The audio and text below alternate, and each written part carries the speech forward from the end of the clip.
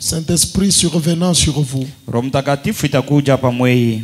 Vous serez mes témoins à Jérusalem, Na mtakuwa bashuda bangu kule ku Yerusalem, dans toute la Judée, kule ku Yuda yote, dans la Samarie kule ku Samaria, et jusqu'aux extrémités de la terre. na kumipaka yote ya dunia.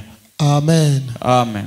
Alors le verset 8, 14 plutôt, la Bible dit: Mstari ya 18. tous d'un commun accord Bote mukimoja persévérer dans la prière bakaanza kuduma maombi avec les femmes et Marie, mère de Jésus, et avec le frère de Jésus. na banamuke na Mary mama wa Yesu na banduku wake ya Yesu. Ésaïe chapitre 6. Bebe sasa kitabu ya Isai sura ya 6. Oui, la Bible dit ceci. Biblia iko nasema hivi. Le verset 6 à 8. Kistari kia 6 tutashimamia kukia 8. La Bible dit ceci. Biblia iko nasema hivi. Je dis Ésaïe 6, le verset 6 à 7, à 8 plutôt. Tunabeba kitabu ya Isai sura yayo ya 6 na tunaanza kukistari kia 6.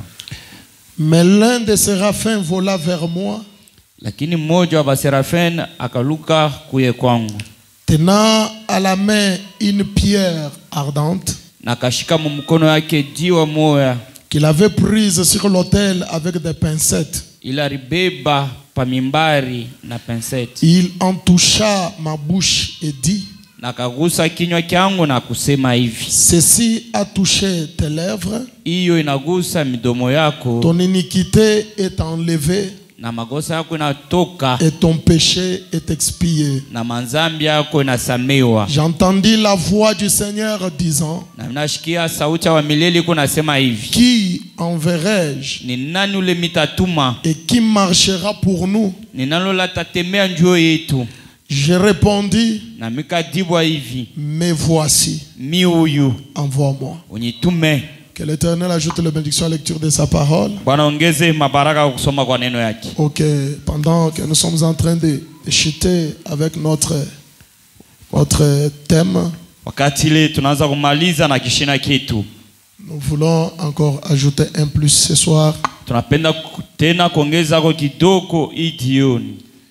Pendant que nous parlons toujours sur la puissance surnaturelle de Dieu agissant dans l'église. Wakati ile tunasemea pa uwezo ya mastajabu ya Mungu inatenda ndani ya kanisa. Chacun de nous connaît c'est quoi cette puissance. Na kila mmoja wetu anatambua mzuri ile uwezo ni nini. Je crois que c'est la chose qui doit mettre l'église en mouvement. Na tunawazia ni kitu ambacho napasha kuweka kanisa. C'est la chose qui doit aider les croyants aujourd'hui. Ni kitu kile kinapasha kusaidia waaminifu leo. C'est la chose qui déclenche un réveil. Ni kitu kile kinatosha amshomo fulani. Qui fait à ce que Dieu agisse avec puissance parmi son peuple. Ni kile kitu kinafanya Mungu atende na uwezo yote katikati ya taifa yake. Mais avant que cette puissance surnaturelle de Dieu descende et déclenche un réveil, na mbele ya ile uwezo wa mastajabu ya Mungu ichuke na itende leta amsho, j'aimerais attirer votre attention sur une chose qui est très capitale. na minapenda ngarisho yenu kwa hii kitu kia muhimu kabisa. Vous allez vous rendre compte que dans n'importe quel temps où il y a eu le réveil, na mtavumbula kwamba wakati yote ile amshiriku yako, dans n'importe quel moment où Dieu est descendu parmi un peuple et a agi, ikuye wakati kanile Mungu anashuka kumbele ya bantu na kutenda, dans n'importe quel moment où il y a eu des choses surnaturelles et mystiques parmi les gens, na ikuye wakati kanile bintu ya mastajabu ilikuya katikati ya bantu, il y a eu des gens kulikuya bantu qui étaient d'abord prêts.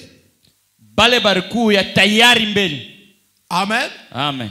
Qui étaient disposés. Bale barikuya tayari bakureka kwa semi uya. Qui s'étaient disponibilisés. Bale barbeba wakati yabo banareka tayari. Ils ont senti une faim en eux. Barishikia njala ndani yabo. Ils ont senti une soif quelconque. Banashikia kiu kia kintu fulani. Et ils ont exprimé cela par la prière. na banasema kile kitu kupitia maombi. Amen. Amen.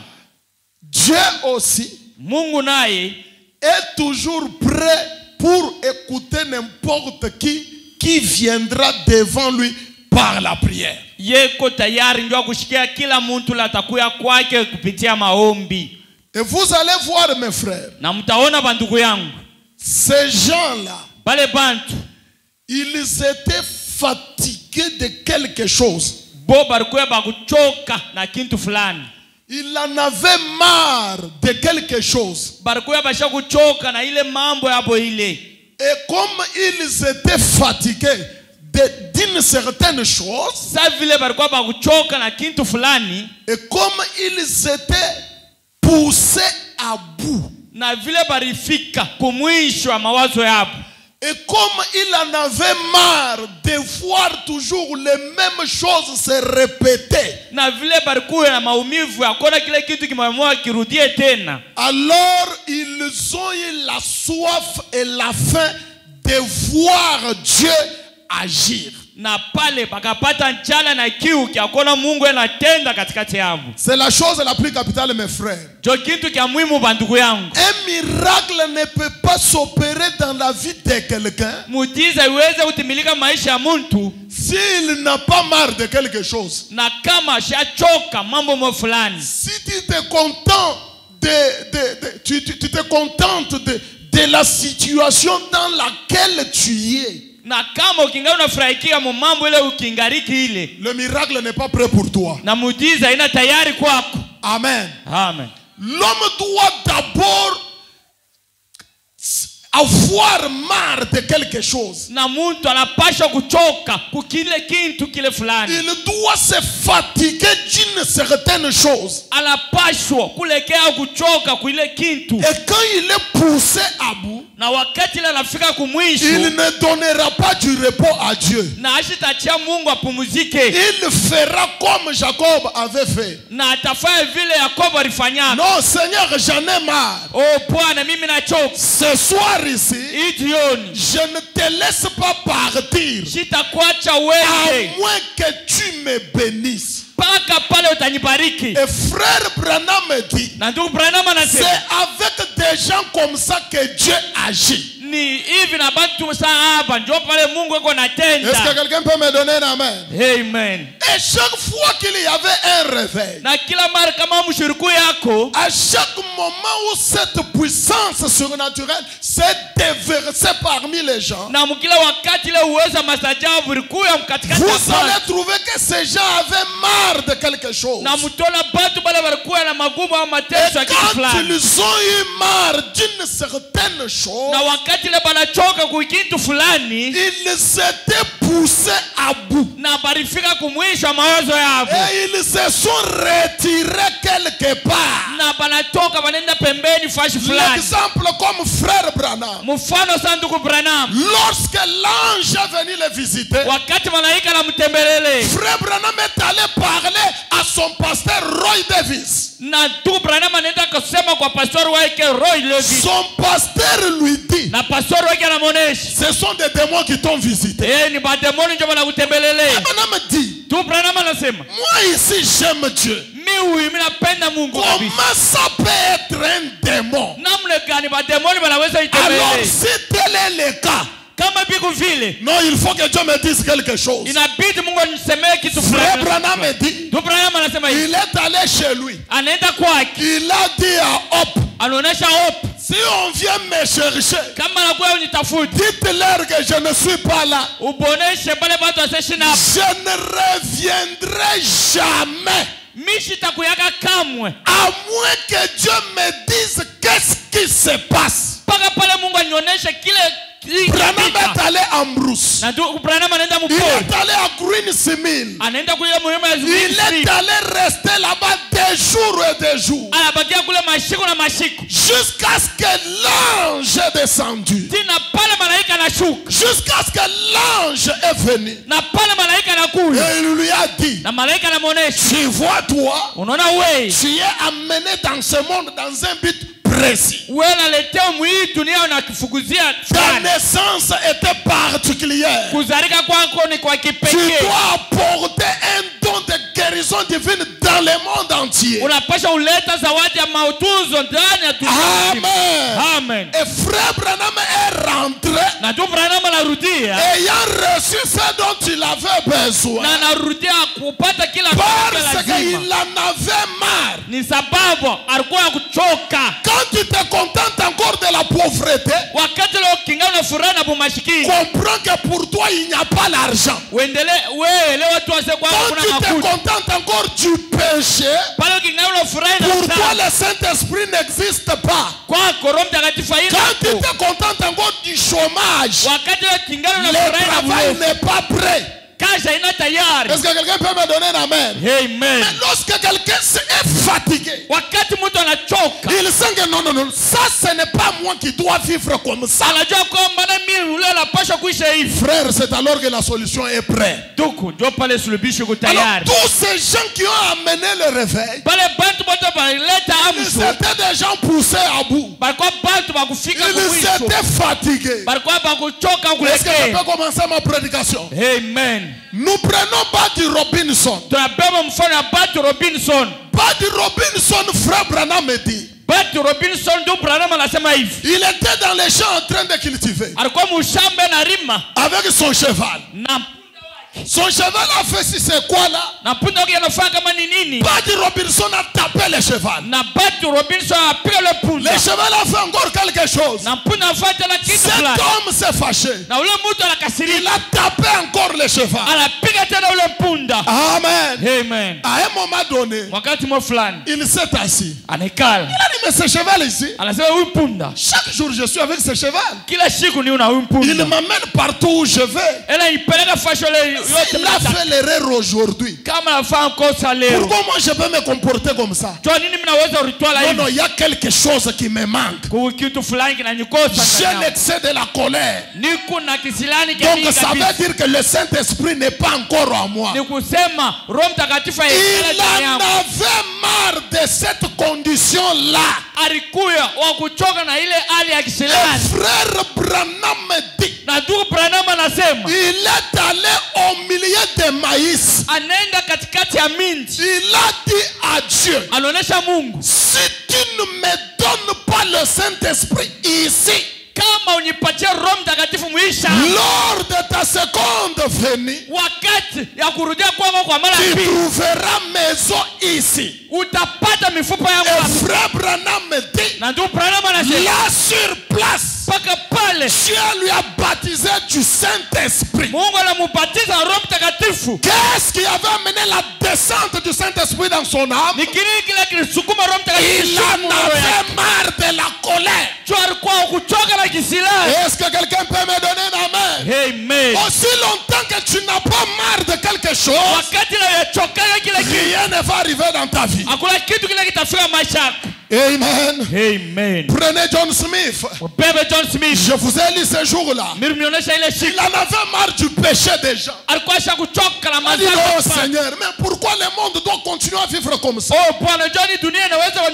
Il est allé chez lui une nuit. Il a dit, Seigneur, donne-moi le réveil. Je veux prêcher l'évangile. Que les gens soient sauvés. Branham me dit, il a prié cette nuit-là jusqu'à ce qu'il a manqué même la force dans son corps.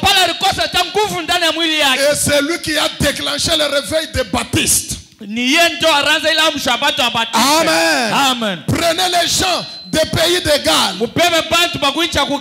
Branham me dit, ce prédicateur qui avait commencé ce réveil, ce ministre-là, regardez sa prière. Quand il s'est tenu sur le caniveau, il a dit, Dieu, cette ville est polluée. Fais maintenant en sorte que toute personne qui passera par ici soit saisie de ta conviction. Et il a prié comme ça. Il est allé dans des restaurants. Il a prié. Et le réveil a éclaté pour toute la vie. Amen. Amen. Prenez le réveil d'Azusa. Là où nous sommes arrivés. Frère Branham me dit, c'était un groupe de gens. Comme vous et moi. Nous sommes ici un groupe de gens. Ils se sont dit non, Seigneur. Nous en avons marre. Nous avons besoin d'un réveil. Nous voulons voir Dieu descendre parmi les gens. Agir. Faire de grandes choses. Et ils sont allés. Tous d'un commun accord. Ils ont prié. Quand ils ont prié, Frère Branham me dit, les anges sont descendus. La gloire de l'Éternel est descendue. Dieu a agi. Et le réveil était en cours. Les malades étaient guéris. Et les gens étaient sauvés. Est-ce que vous comprenez? Ils se sont d'abord disponibilisés pour le réveil. Ils se sont rendus prêts. Ils ont manifesté cela par la prière. Et cela doit être le désir de chaque croyant, frère. Ça doit être le désir de chaque croyant. Shalom Tabernacle, je parle à vous. Laissons l'habitude. Donc vous trouvez normal. Un mercredi tu es à l'église comme tu es là. Vendredi tu es là. On ouvre les pages de la Bible. On te dit la Bible dit Frère Branham dit. Tu pousses des cris, des amens émotionnels. Après tu rentres chez toi. La vie ne change pas. Tu es malade, tu continues à être malade. Tu es pécheur, tu continues à être pécheur. Tu n'as pas le Saint-Esprit, tu continues à être toujours comme cela. Les activités ne marchent pas. Tu es comme ça, sans ambition, sans projet, sans vision. Un chrétien ne doit pas être comme ça. Que quelqu'un me donne un amen pour que je prêche. Amen. Un chrétien ne doit pas être comme ça. Tu as un capital de $1000. Tu te comptes avec tes $1000. Tu ne sais pas qu'au-delà des $1000, il y a 50 000. Et tu es content, tu dis Dieu m'a béni avec $1000. Honte à toi si tu es comme ça, frère ou ma soeur. Branham dit, un chrétien doit avoir des ambitions plus élevées. Notre prophète nous dit, nous devons aller de gloire en gloire, d'expérience en expérience, de puissance en puissance, de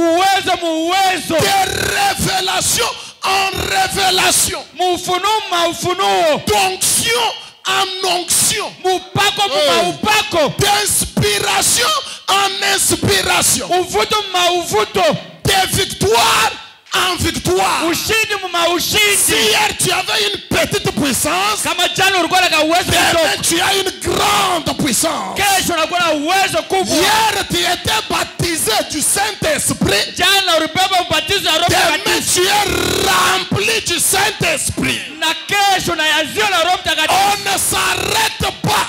Et nous allons comme ça jusqu'à l'adoption. Oh, que quelqu'un me donne un amen. Amen. Un chrétien n'est pas satisfait jusqu'à ce qu'il voie tout ce que la parole déclare s'accomplir dans sa vie. Et ce qui amène la satisfaction d'un croyant, c'est l'accomplissement de la parole de Dieu dans sa vie.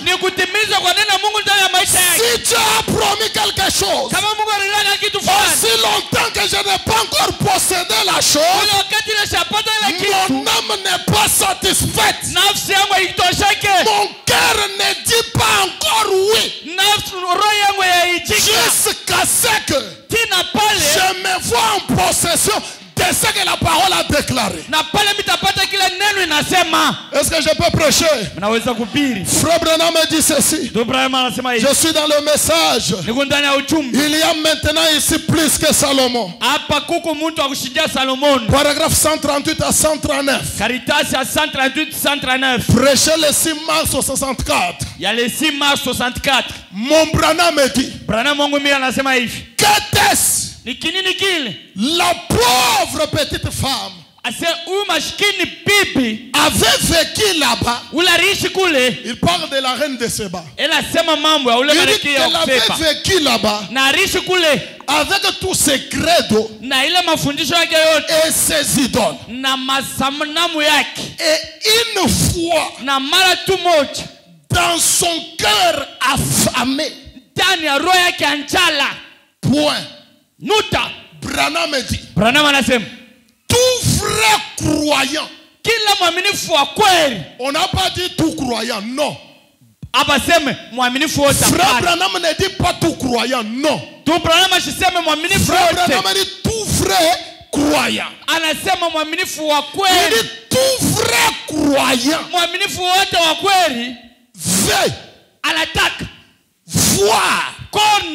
Dieu agir. Amen. Ça, frère, c'est ça le désir de tout vrai croyant. Donc quand il est malade, il veut voir Dieu le guérir. Quand il est lié, les vrais croyants veulent voir Dieu le délivrer. Quand il a le Saint-Esprit, il veut voir Dieu le remplir de son esprit. Quand il n'a pas l'argent, il veut voir Dieu lui donner de l'argent. Un vrai croyant, quand il n'a pas du travail, il veut voir Dieu lui donner du travail. Un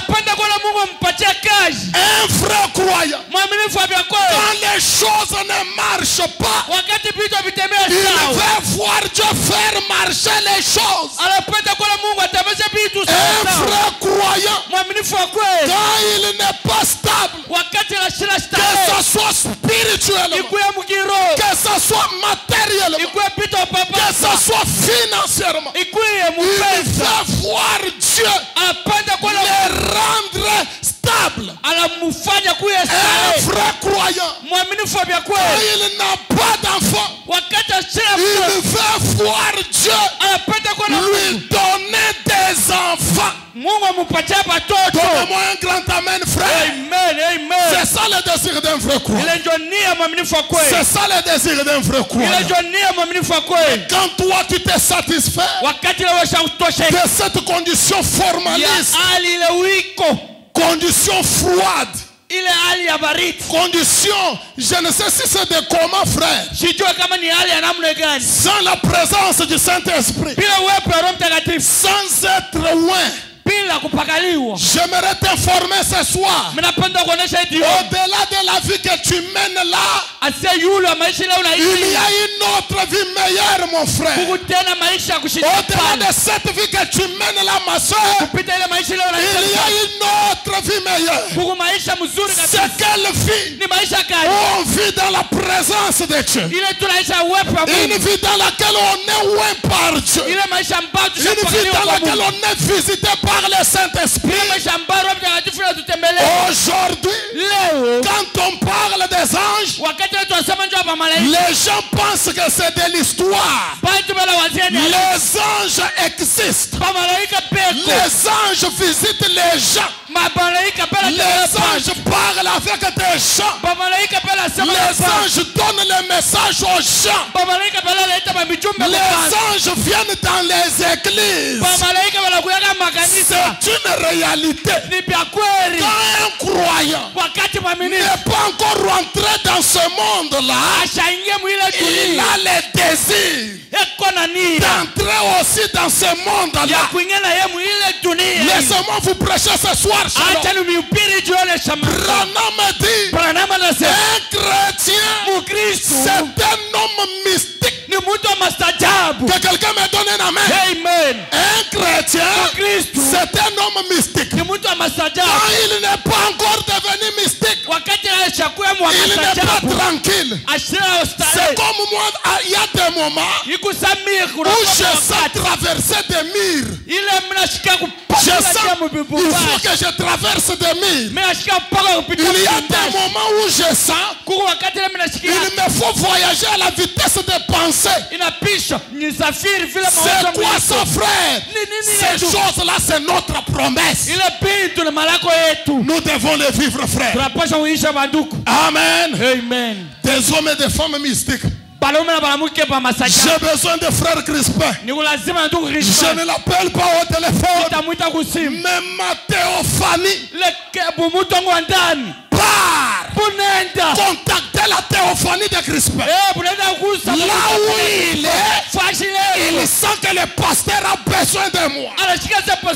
Dans 5 minutes, Crispin apparaît. Tu es chez toi, tu as besoin du pasteur.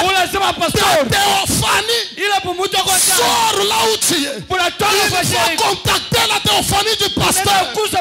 Dans 5 minutes, le pasteur apparaît. C'est ça la vie chrétienne. Amen. Amen. C'est ça la vie chrétienne, frère. Mais quand tu n'es pas arrivé là, tu ne te reposes pas.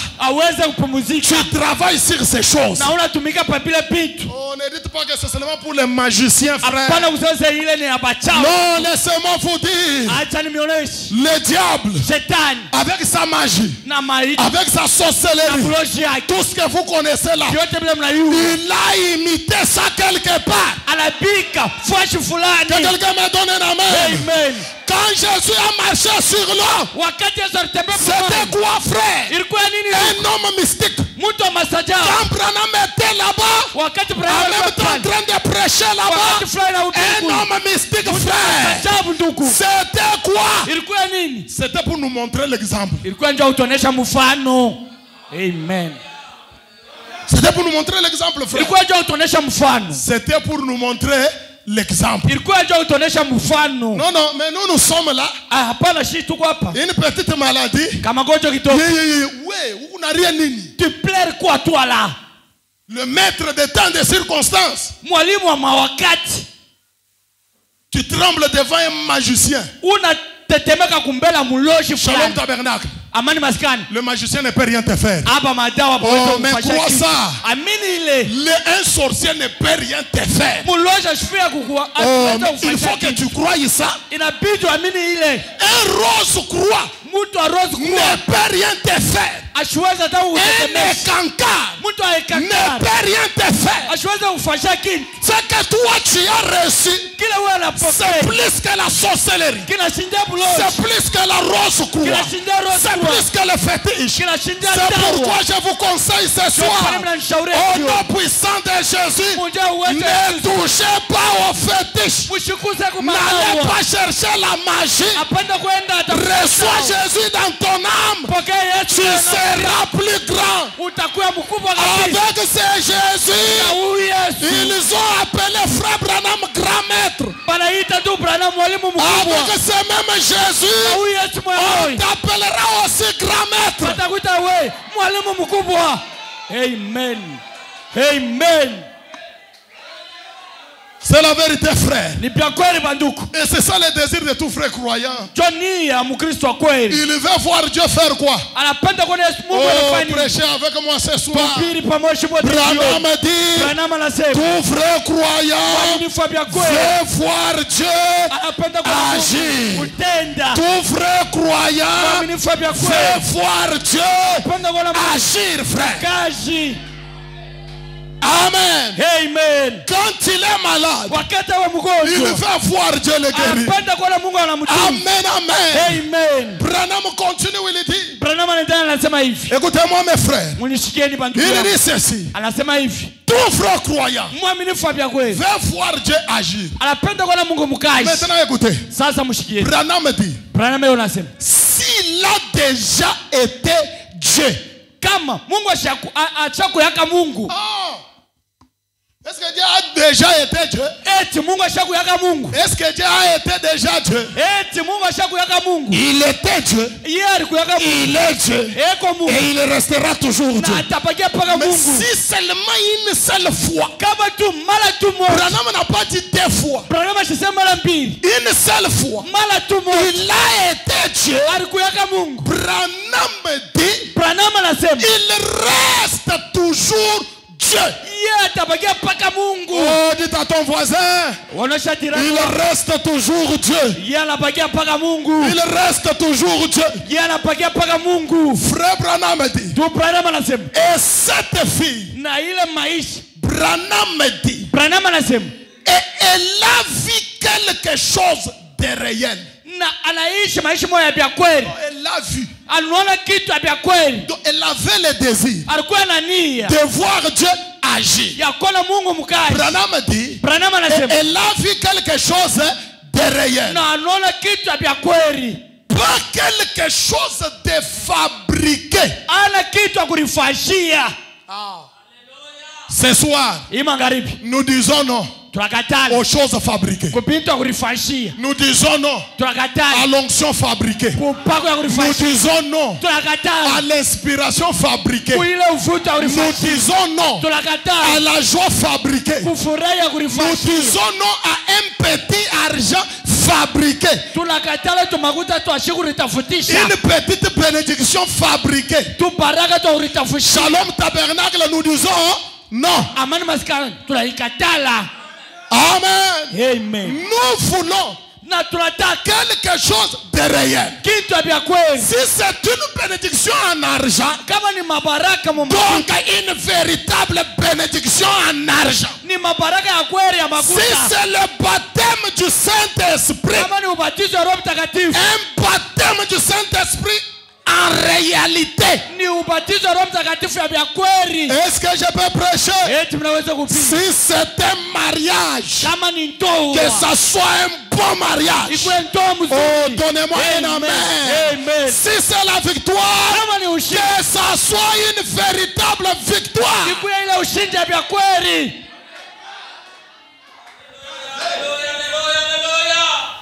Il faut continuer. Elle a vu quelque chose de réel.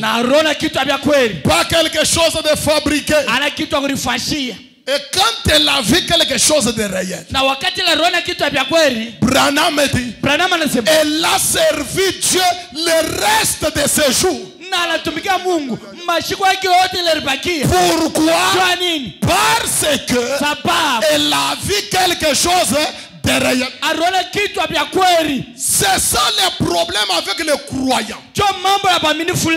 Quand un croyant n'a pas vu quelque chose de réel, il va rétrograder. Je vous dis frère, aujourd'hui il est à l'église, demain il n'est pas là. Aujourd'hui il loue avec joie, demain la main dans la joue. Mais dites-moi mes frères, quand Moïse a rencontré les buissons ardents, Moïse n'a jamais rétrogradé. Est-ce que quelqu'un est avec moi? Quand Paul a rencontré la colonne de feu, il s'est retrouvé devant Gamaliel. Paul n'a pas eu peur. Amen. Toute toute sa vie, il a servi Dieu. Pourquoi? Parce qu'il a vu quelque chose derrière. Ce soir, j'annonce une soirée où celui qui est prêt va voir quelque chose derrière dans sa vie. Et il va servir Dieu toute sa vie, mes frères. Est-ce que quelqu'un le croit avec moi? Amen. C'est ce que la puissance surnaturelle amène dans la vie d'un croyant. Quand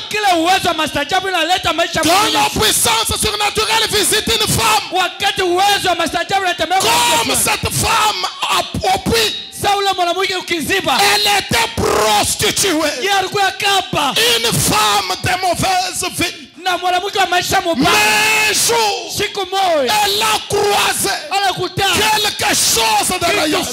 C'était un homme comme les autres, le Seigneur Jésus-Christ.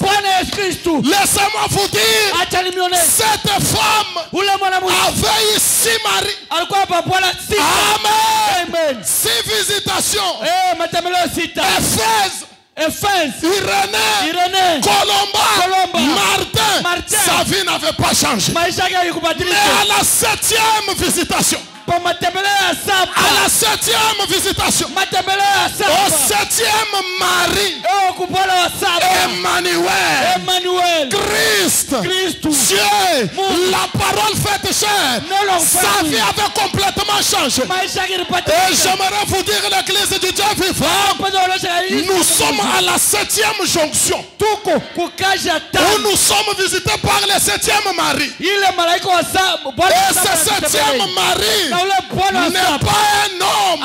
Il est Élie de Malachie 4. Et Élie de Malachie 4, c'est le Seigneur Jésus-Christ lui-même. Quand il visite l'église, quand il croise l'église, l'église est changée. Quand il croise l'église est transformée. Laisse-moi te dire, ce soir, par l'onction de Malachie 4, tu es changé, tu es béni, tu es oint, tu es délivré, tu as la victoire.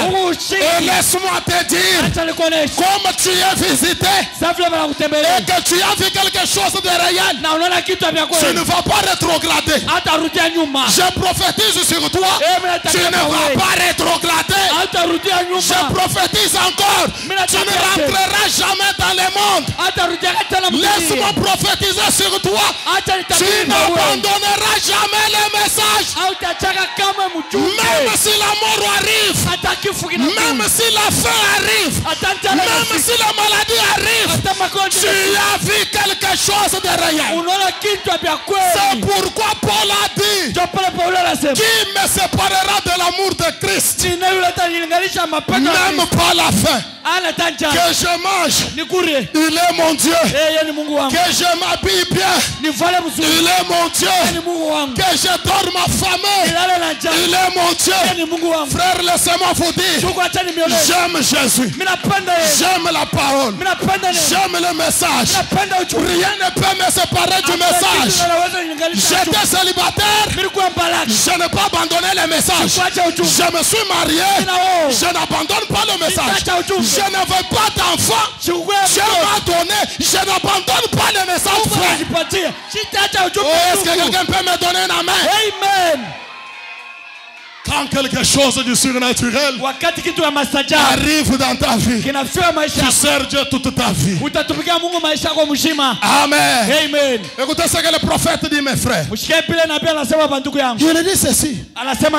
Oh mon ami, nous avons tellement vidé. Des choses telles que joignez-vous à ce credo.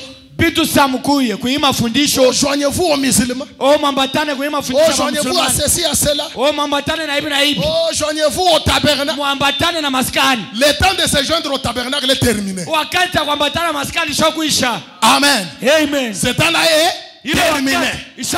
On ne se joigne pas au tabernacle. Nous devons naître dans le Seigneur Jésus-Christ.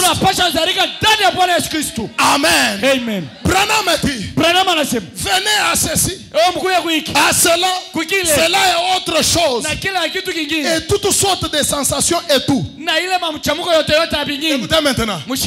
Certainement que le monde devrait avoir faim de quelque chose de réel. C'est pourquoi j'insiste là-dessus. Tu es là. Oh, je lève mes yeux vers les montagnes, où me viendra le secours. Oh, notre Père qui est au ciel. Dieu n'est pas au ciel. Dieu n'est pas au ciel. Écoutez-moi très bien. Le secours ne viendra pas des montagnes. Hein? C'est l'Éternel qui donne le secours. Mais où est-il? Où est-il l'Éternel? L'Éternel est où? Oh, est-ce que quelqu'un peut me répondre? L'Éternel aujourd'hui, après avoir créé l'homme, Dieu a fait quoi? Dieu a fait quoi? Il a créé l'homme le 6e jour. Le 7e jour, la Bible dit, Dieu se reposa. Il se reposa où? Dans l'homme. Le créateur se reposa dans la créature. Est-ce que nous sommes au 7e jour? Nous sommes au 7e jour. Là où le créateur entre dans ses créatures. C'est pourquoi ce soir je prêche au Dieu dans les créatures. Oh, que quelqu'un me donne un amen. L'Éternel se repose en toi. Ne cherche pas la solution ailleurs. La solution est en toi. Ce que toi tu vas dire, le créateur qui est en toi va l'accomplir. Est-ce que quelqu'un peut me donner un amen? Tu as besoin de quoi?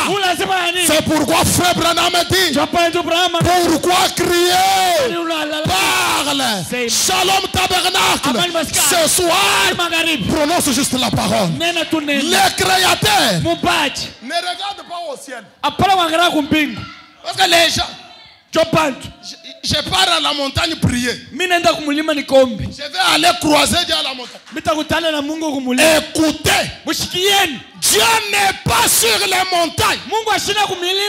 C'est toi qui amène Dieu sur la montagne. Quand tu pars là, c'est toi qui amène la divinité là. Oh, ce soir, je prêche aux divinités. Y a-t-il des divinités dans cette salle? Y a-t-il des divinités dans cette salle? Et quand les divinités se rassemblent, nous avons quoi? La totalité de la divinité. Et quand la totalité de la divinité est là, l'impossible devient. Les maladies sont. Les gens sont délivrés, frère. C'est pourquoi pendant que nous parlons, la guérison est là. Pendant que nous parlons, la délivrance est là. Pendant que nous parlons, le ciel est ouvert. Où est le ciel? Le ciel est ici. Le ciel est dans celui-ci. Le ciel est ici. Le ciel est dans celui-ci. Le ciel est dans celui-ci. Le ciel est dans celui-ci. Le ciel. Nous sommes dans le lieu céleste en Jésus-Christ. Où ça? Le ciel est sur la terre. Le ciel est sur la terre. Le ciel est sur la terre.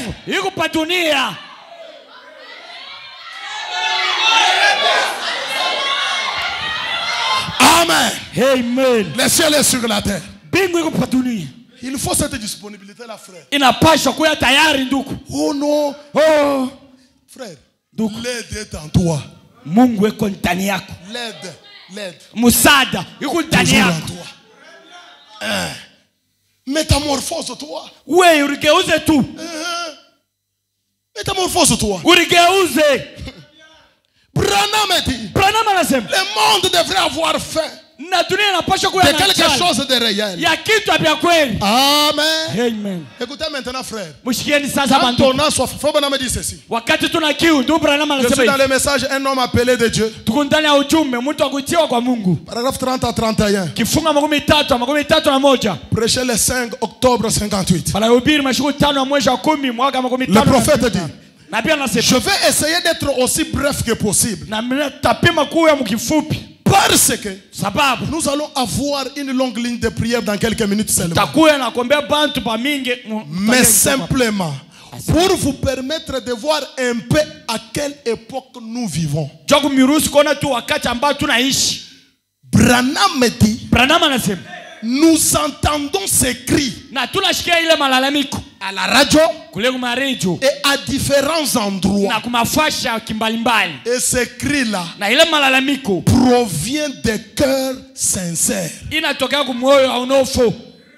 Quel cri? Seigneur, donne-nous un réveil. En notre temps. Que le Seigneur nous donne le réveil ou en notre temps. Et dans des lettres provenant des chrétiens partout dans le monde, nous entendons ces cris. Et Branham apprécie ça. Il dit, c'est quelque chose qui touche le cœur. Ça inspire.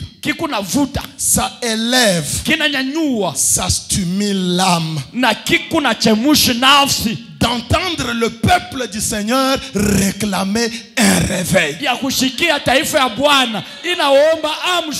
Oh, je ne sais pas si Shalom Tabernacle réclame aussi le réveil. Est-ce que vous réclamez le réveil? Amen. Moi, je suis le premier à réclamer le réveil. Moi, j'en veux, frère. Je vous dis la vérité, j'en ai besoin. Oui, oui, frère. Voir Dieu agir. Agir, frère. Agir. Comme nous venons à l'église là, le Saint-Esprit descend ici. Moi, j'aime prêcher avec le Saint-Esprit. Il descend. Il baptise les âmes du Saint-Esprit. Celui-là qui n'a pas de travail là, Dieu descend, il lui donne un travail. Je dis bien un bon travail. Celui qui a tant pleuré pour telle et telle chose là, Dieu descend dans la réunion, il donne à la personne cette chose là, frère. C'est pourquoi frère Branham dit, le temps d'enseignement est déjà terminé. Ne venez pas ici. Seulement la Bible dit, les Écritures disent, hey, les Écritures disent. Mais c'est le Saint-Esprit qui vivifie. Tu nous parles des Écritures. À un moment donné, l'Église sent que maintenant là, il ne s'agit pas des Écritures. Maintenant c'est le Créateur, l'auteur des Écritures, qui est parmi nous en train de visiter son peuple. Voilà ce que nous cherchons. C'est ce que Branham était. Quelqu'un me donne un amen. C'est ce que Branham était, frère. Et c'est ce que nous devons aussi être. Nous réclamons un réveil. Nous en avons besoin. Branham continue, il dit, d'entendre le peuple du Seigneur réclamer un réveil. Et Dieu a fait une promesse. Quelle promesse? Si le peuple qui est appelé de mon nom, le peuple qui est appelé, se rassemblent inakusanika et qu'ils prient, nakomba, alors napal, je l'exaucerai des cieux. mie mitabajibu tangu mbingu. Que quelqu'un me donne un amen. Amen. Je parlais avec un frère. Je lui disais, soyons sérieux avec la parole. Pour que Dieu nous adopte. Est-ce que vous savez que Dieu peut adopter une église? Toute une église. Dieu l'adopte. Dans quel sens? Dieu trouve les pasteurs sérieux, les administrateurs, les diacres, les musiciens, les sœurs et les frères. Ils sont sérieux et Dieu vous adopte. Est-ce que vous savez qu'il y a des prédicateurs qui ne sont pas adoptés? Parce qu'ils sont moins sérieux. Dieu n'adopte pas un moins sérieux. C'est comme quand tu as un enfant à la maison. Tu lui confies des travaux, des responsabilités. Et vous trouvez que cet enfant est laissé aller, tu vas l'adopter. Mais quand vous trouvez un enfant, tu topes sérieux, droit. Voilà l'enfant que tu vas mettre comme héritier de tes biens. Maintenant, quand Dieu trouve que cette église ici est sérieuse, Dieu adopte un tel peuple. Maintenant, écoutez ce qui se passe quand Dieu vous adopte. Une sœur peut avoir un problème ici. Ou un frère peut avoir un problème. Quand vous venez à l'église, on annonce une requête ici, frère. Si vous êtes une église adoptée, cette prière n'échouera jamais. Quelqu'un adopté, frère, Dieu lui accorde ce dont il a besoin. Mais quand on trouve le pasteur moins sérieux, les frères très moins sérieux, donc compliqué. Seigneur agit, Seigneur fait, il ne fait pas. Il ne vous reconnaît pas. C'est comme ça. C'est pourquoi il y a des gens qui ne reçoivent pas la réponse à leur prière ici à cause de toi qui es moins sérieux là. À cause de toi moins sérieuse là, ma soeur. Oui. À Cannes dans l'église. Il est à Cannes dans la kanisa. Avec les lingots. Na malenko. Shakuiba Maria benyewe. Mwishi. Les gens prient ici. Rien. Toi là, moins sérieux que tu es. Tu es l'obstacle aux prières des saints.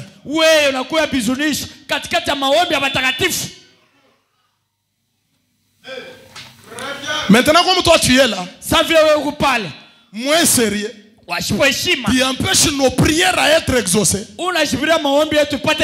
Nous faisons tout pour que les réveils éclatent.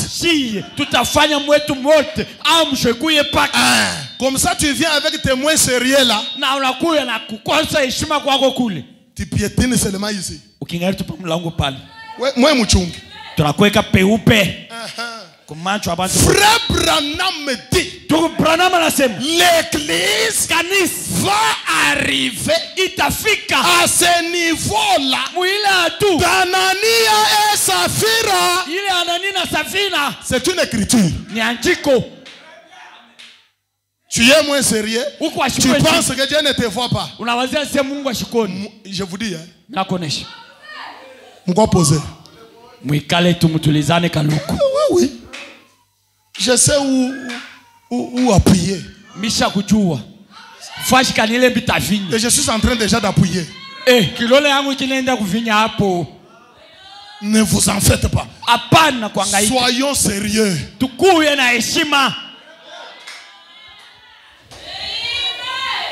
Nous avons besoin d'un réveil, frère. Branham me dit, si le peuple qui est appelé de mon nom se rassemble et qu'il prie, alors je l'exaucerai des cieux. Écoutez, Et alors, nous, ce soir, nous voulons réfléchir là-dessus. Et souvenez-vous, qu'au milieu de tous ces cris, Dieu envoie-nous un réveil. Seigneur, donne-nous la puissance surnaturelle. Au milieu de tous ces cris, souvenez-vous, Dieu ne peut pas envoyer des réveils tant qu'il n'aura pas des hommes qui sont en état de les porter. Ça veut dire quoi? Le réveil est là. La puissance est là. C'est vrai, vous criez. Seigneur, envoie-nous un réveil. Seigneur, envoie ta puissance. Mon prophète dit, malgré ces cris-là, Dieu ne peut pas envoyer ce réveil tant qu'il n'y aura pas de gens pour porter ce réveil. Donc les hommes sont les porteurs du réveil. Je comprends pourquoi les petits policiers du pays de Galles avaient dit, le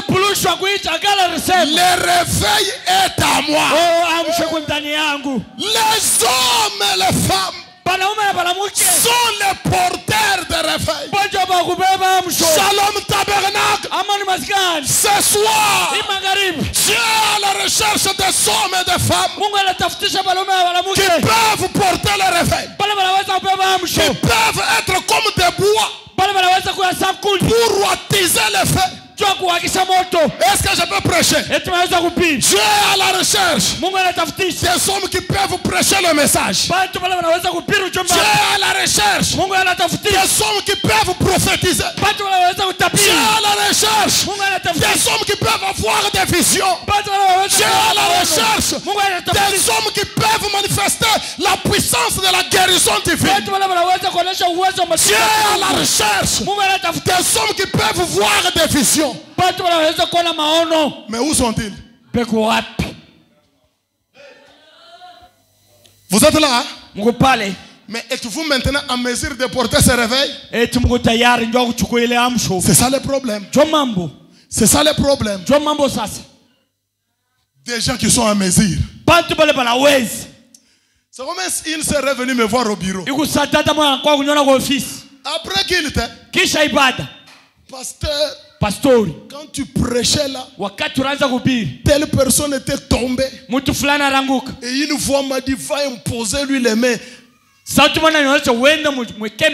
J'ai eu honte. Je me suis dit, mais c'est quoi ça? Tu avais honte de quoi? Frère, il faut être spirituel.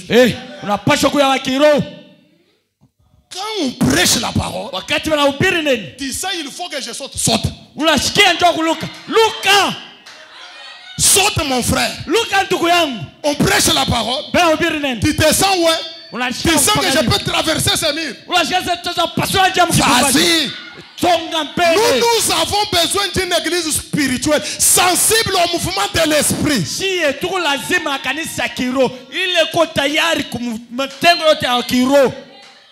Est-ce que vous comprenez? C'est pourquoi votre froideur là, je la maudis au nom de Jésus-Christ. Manque tu fais là, je maudis cela. Sur le diable et les sorciers se sont décidés de venir mettre de l'eau ici pour qu'il n'y ait pas. Écoutez, seulement dans cette eau-là, ça est lu sur le mont Carmel. L'eau là va se transformer en essence. Oui, c'est ça qu'Élie avait fait, non? Il prend le bois, il le met. Il prend l'offrande, il coupe, il met. Il dit, venez avec de l'eau. Allez, Mettez de l'eau. Ces gens-là les regardent. Oh. Mais il est fou. Ou bien c'est comment? Nous avons besoin du feu. Mais lui prend maintenant de l'eau. Il met dans le feu. Mais il est un fou. Et il leur dit mettez encore. C'est pourquoi si vous êtes sorcier, vous voulez nous ensorceler, essaye. Tu veux nous envoûter, essaye. On va l'allumer le feu ici. Je dis la vérité, frère. Non, je vais dans cette église là pour tenter. N'ose pas. Parce que celui avec qui nous sommes, c'est un feu dévorant. Que quelqu'un me donne un amen. C'est ça.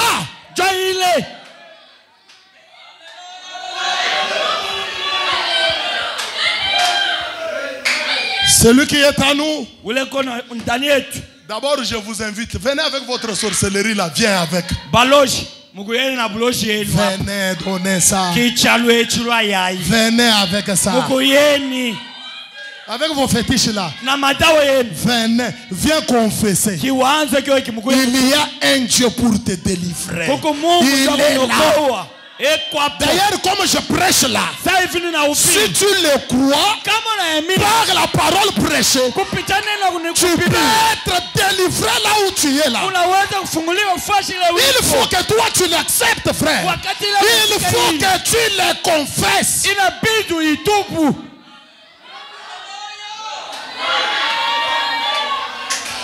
Accepte la chose, confesse, viens donner.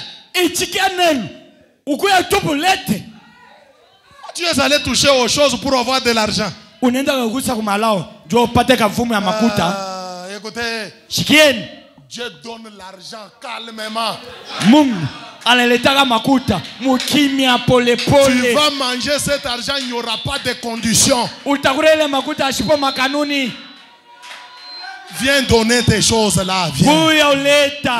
Ta petite force, ta petite puissance là, viens donner. Pasteur ni mambo gani? Ena chokoza baloji. Mimi nabachokoza. Mimi nabatupia tu fete.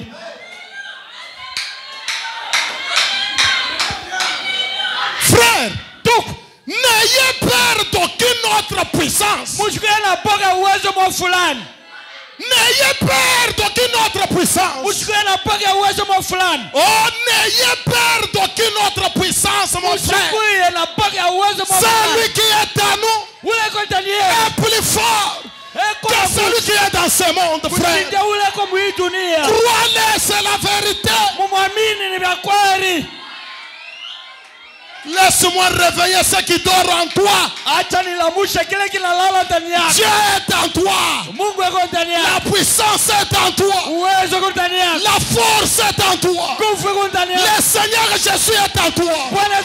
Tu es plus que la sorcellerie, mon frère. Tu es un homme mystique que les sorciers ne comprendront jamais. Est-ce que je peux prêcher? D'ailleurs, tu es un feu dévorant. Tu es comme ton père. Amen. Tu as existé avant d'exister. Est-ce que je peux prêcher? Même quand tu vas mourir, tu ne mourras jamais. Tu vas continuer à exister. Ce soir, je prêche aux hommes et aux femmes immortels. Tu es immortel. Tu n'as ni commencement ni fin. Tu es éternel. Amen. Est-ce que je peux prêcher? Quand on dit que Dieu a créé l'homme là, en réalité, Dieu nous a engendrés.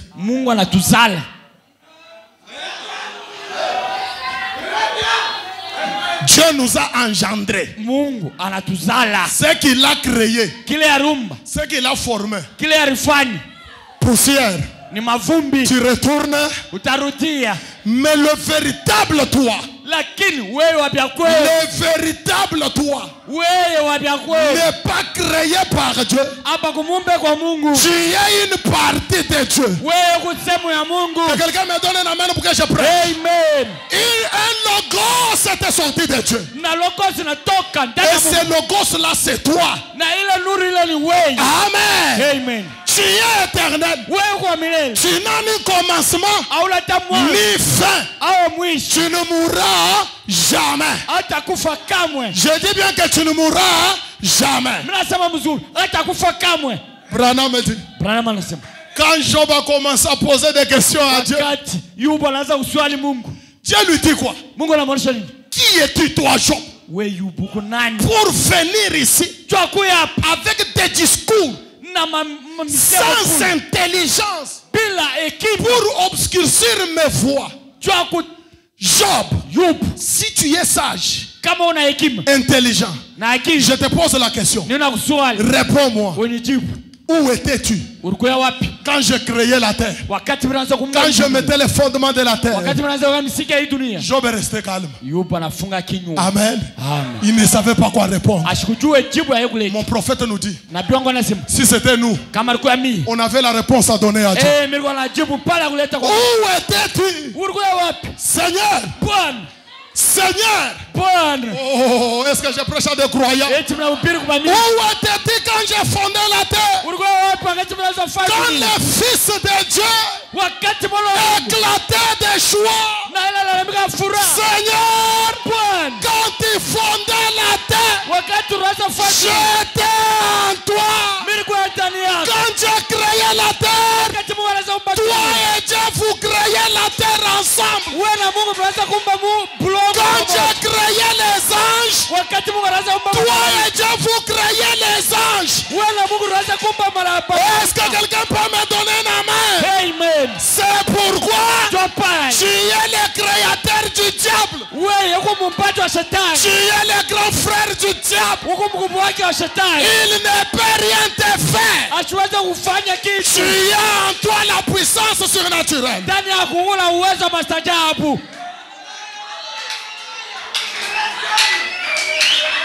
Amen. Amen. Maintenant dis-moi, qu'est-ce qui peut te surprendre? Qu'est-ce qui peut te surprendre? Dis-moi qu'est-ce qui peut te surprendre?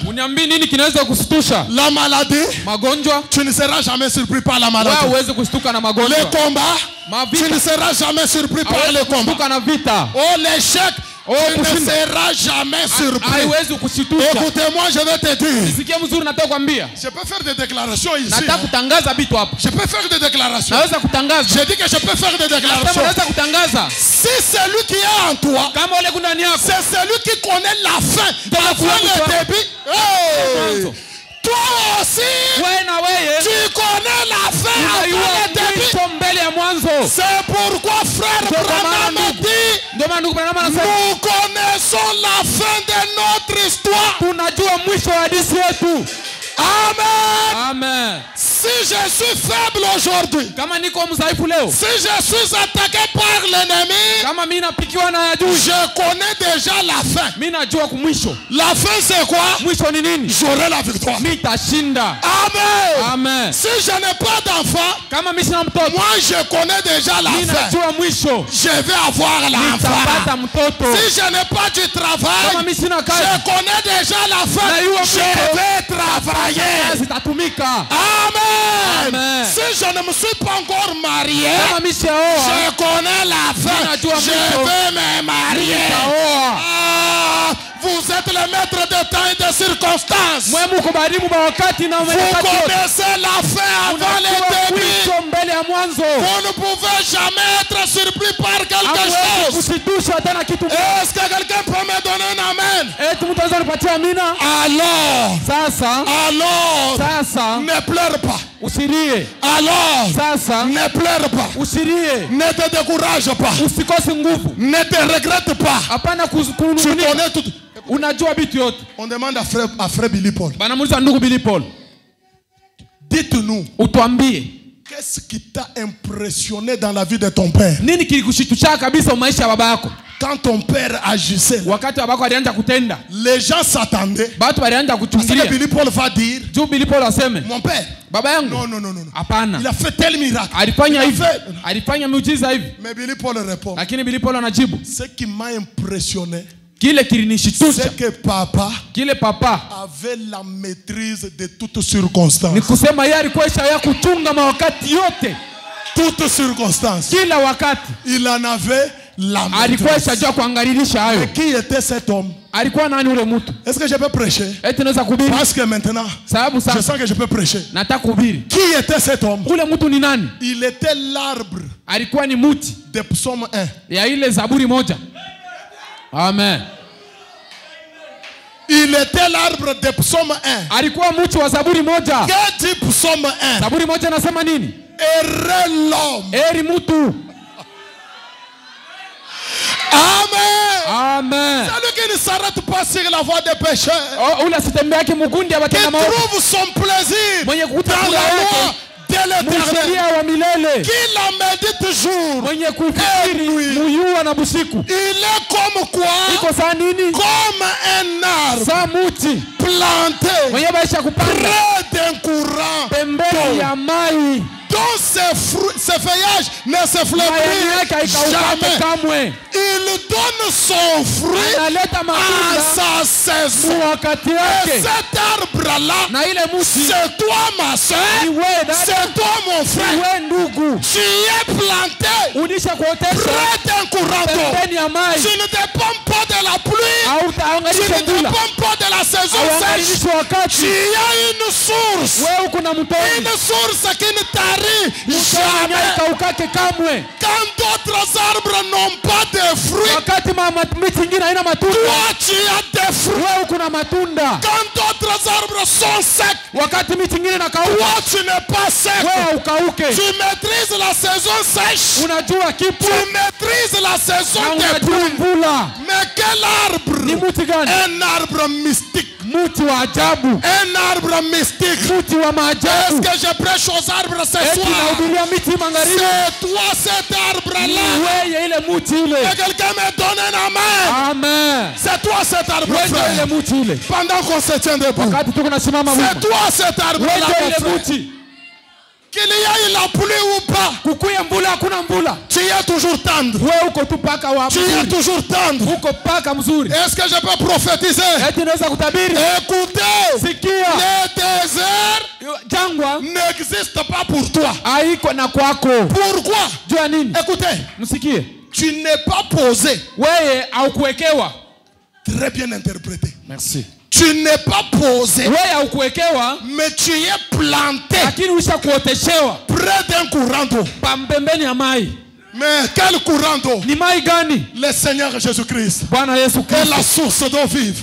La source qui ne tarit jamais.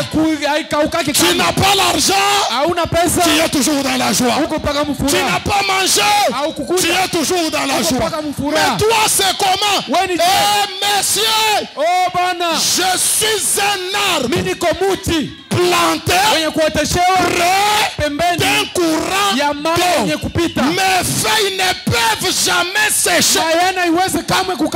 Pendant que vous n'avez pas de fruits, moi j'ai des fruits. Quel fruit? La joie du salut. Quel fruit? La patience. Quel fruit? La douceur. Quel fruit? L'amour. Quel fruit? La patience. La bénignité. La longanimité. Tout ça moi j'en ai. Amen. Amen. Amen. C'est ça cet arbre-là, mes frères. Et c'est toi. Écoutez. Ne dépend pas des circonstances du dehors. Toi. Écoutez-moi. Avant que tu pries, laisse-moi d'abord te lire ça. Frère Branham dit, soyez toujours comme vous êtes là. Le Seigneur de Christ est révélé dans sa propre parole. Et ça là, j'ai lu aux croyants. Ça là, j'ai lu aux croyants. Christ est révélé dans sa propre parole. Paragraphe 67. C'est prêché le 22 août 65. Frère Branham dit, non, Hapana. Pas moyen d'avoir la moindre continuité parmi les médecins. Hakuna namuna kuendelesha kule tu kubaganga. Parmi les scientifiques. Kubale ba kujifunza. Parmi ces différentes personnes. Kubale batu mbalimbali. Si seulement kama tu Einstein. Albert Einstein. Vous le connaissez, non? C'est un physicien. Branham dit, si ce monsieur-là avait possédé l'application spirituelle, parce qu'il avait étudié les lumières. Voilà, les lumières, vous voyez, les lumières des ampoules ici, tout ça. Et quand il avait trouvé la formule physique, il a même crié, Ereka, j'ai trouvé. Il n'avait pas l'application spirituelle, mais il avait l'application physique. Branham dit, tandis qu'il a étudié les lois de la lumière, Branham dit, s'il avait eu l'application spirituelle, il aurait pu nous dire quelque chose. Lorsque j'ai entendu son message sur ce grand centre, il a parlé d'un grand centre. Il dit que ce centre-là se trouve quelque part dans le ciel. Il a vu ce centre-là, mais il n'a pas eu l'application spirituelle de ce centre-là. Pourquoi? Parce que ces choses, Dieu les a cassées aux sages et aux intelligents de ce monde. Il les a révélées aux petits enfants qui ont besoin d'apprendre, vous et moi. Et frère Branham dit, il a dit, si jamais on entrait en contact avec ce centre, si un homme, si une femme entrait en contact avec ce centre-là, ça c'est un physicien. Un homme qui ne croit pas Dieu, qui ne croit pas son message, qui déclare ça. Si un homme entre en contact avec cela, Branham dit, il a dit, on pourrait créer des terres. Amen. Si on entre en contact avec ce centre, on pourrait créer des terres. La première des choses. La deuxième chose, on pourrait faire n'importe quoi. Amen. N'importe Branham dit, quand on entre en contact avec ce centre,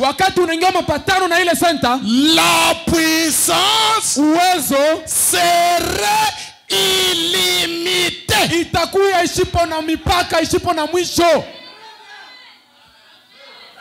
Amen. Amen.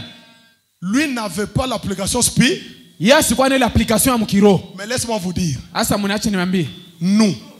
nous avons l'application spirituelle.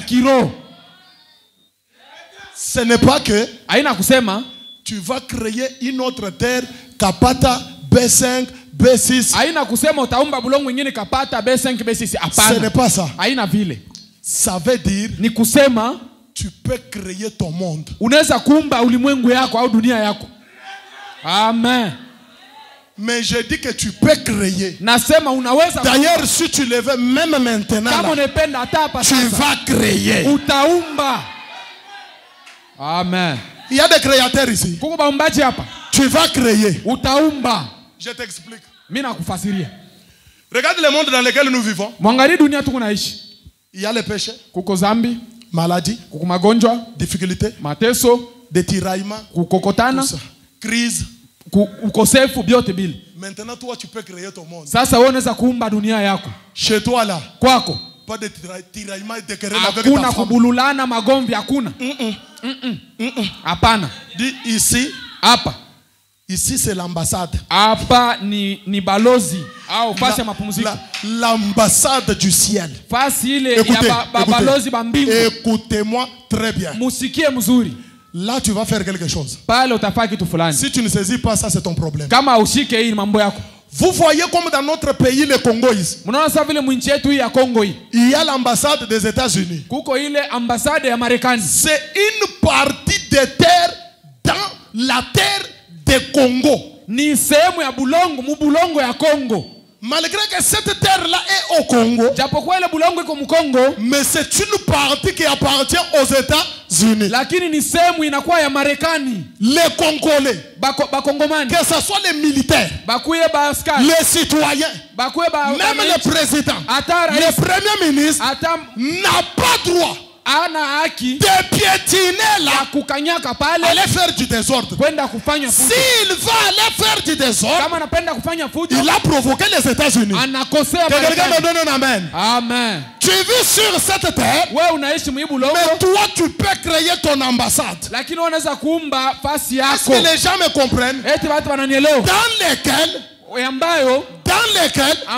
les malaria, ile malaria, la fièvre typhoïde, la pauvreté ne peuvent pas venir piétiner. Ils savent très bien que si nous entrons sur ce territoire, nous avons provoqué les ciels.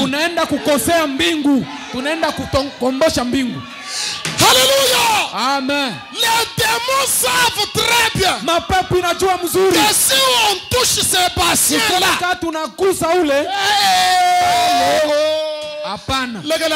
le frère Wanyi, oh, no jiba jiba bigila muchi lo bani balo man. Écoutez frère, nous sommes arrivés au point où nous partons en cours de route. Le diable a mis des barrières avec ces démons.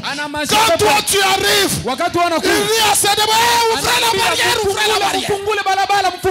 Est-ce que quelqu'un le croit avec moi? Si tu le crois, qu'il te soit fait selon ta foi. Et ce soir, recevez l'autorité de créer votre terre. Recevez l'autorité de créer votre monde dans lequel la maladie ne viendra pas, les querelles ne viendront pas, les tiraillements ne viendront pas. C'est ce que la puissance surnaturelle accompli lorsqu'un peuple entre en contact avec elle. Est-ce que quelqu'un le croit avec moi?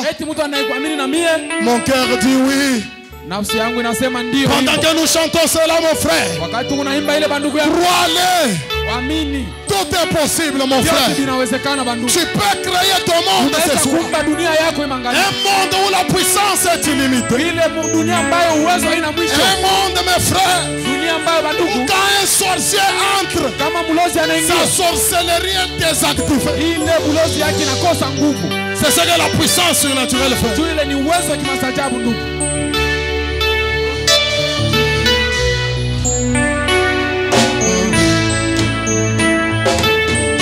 Oui, mon cœur dit oui, mon cœur dit oui. Oh oui, oh oui, Seigneur, mon cœur dit oui. Oh oui, oui, mon âme dit oui, mon âme.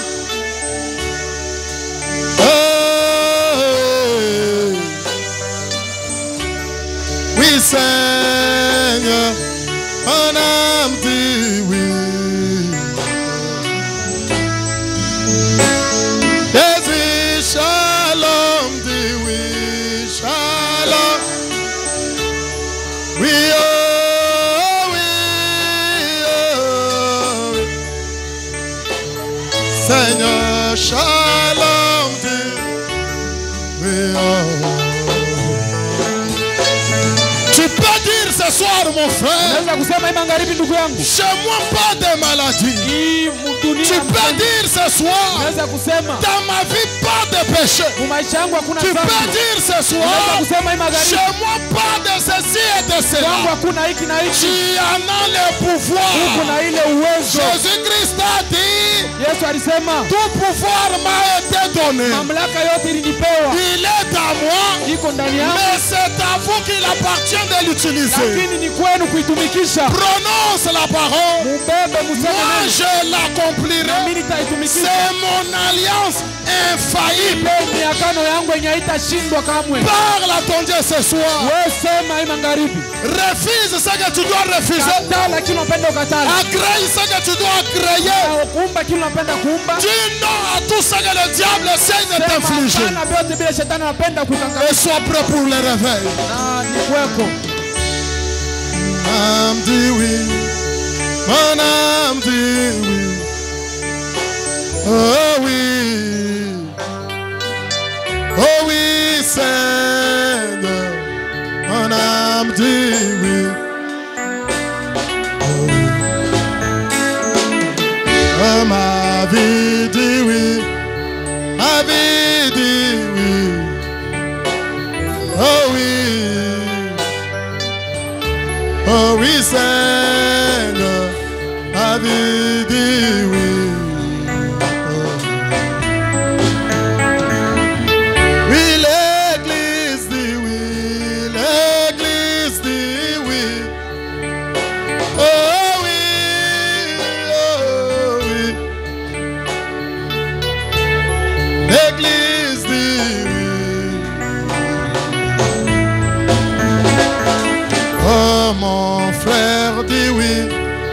Mon frère dit,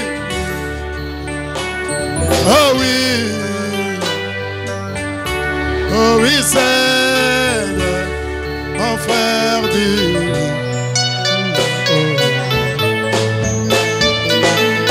oui, ma sœur dit oui, ma sœur dit oui, oh oui,